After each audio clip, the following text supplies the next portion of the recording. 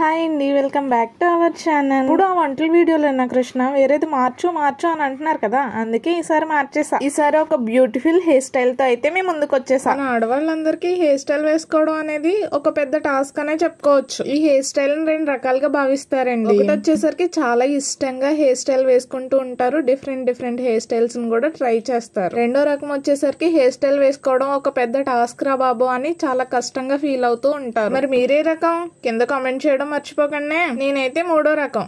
ఏంటి కృష్ణ, చెప్పడం రెండు రకాలే కదా, చెప్పు.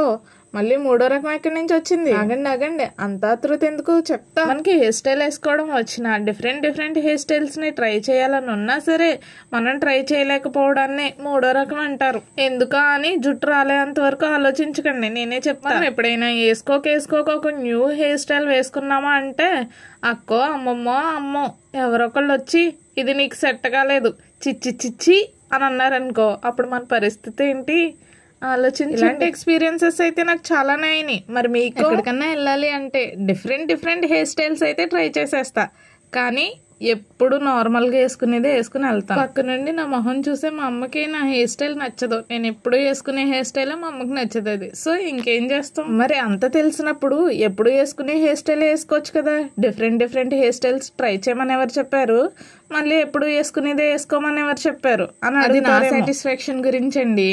నాకు డిఫరెంట్ హెయిర్ స్టైల్స్ వేసుకోవడం వచ్చు అని ప్రూవ్ చేసుకోవాలి కదా. మరి ఏం కాదులేండి, నాకు డిఫరెంట్ హెయిర్ స్టైల్స్ ట్రై చేయాలని ఉంటది కదా, నాకు సరదా ఉంటది కదా.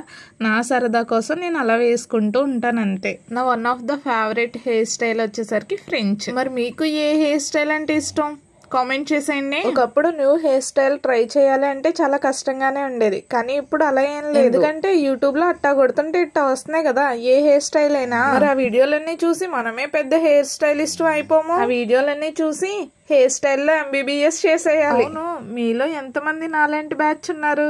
అదేనండి బాబు, యూట్యూబ్ లో చూసి హెయిర్ స్టైల్స్ ట్రై చేయడం. నేనైతే ప్రయోగాలు చేయడం 7th క్లాస్ నుంచే మొదలు పెట్టేశా. ఏం ప్రయోగాలు చేసేసావేంటి కృష్ణ?